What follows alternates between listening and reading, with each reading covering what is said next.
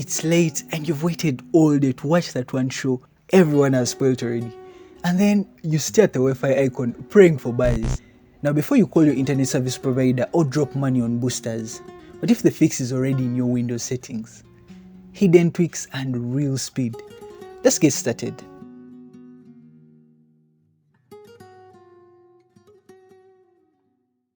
Most Wi-Fi problems, they are not your router.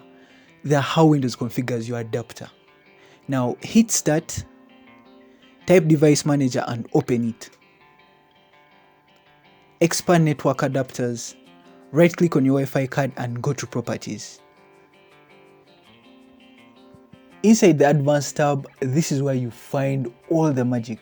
If you see bandwidth capability, crank it up to the maximum. If not, then set preferred band to 5, assuming your router supports it.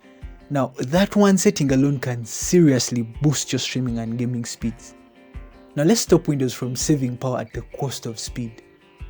Open control panel, go to power options, then find your power plan and click change plan settings.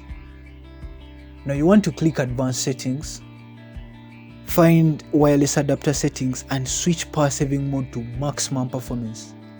Otherwise, Windows chokes your Wi-Fi just to save battery. Not cool when you're gaming or on a Zoom call. Anyway, here's a stealth culprit. Windows keeps scanning for networks in the background even while you're connected. Now that scan causes serious microspeed drops. Let's shut it down. Open command prompt as admin and type this.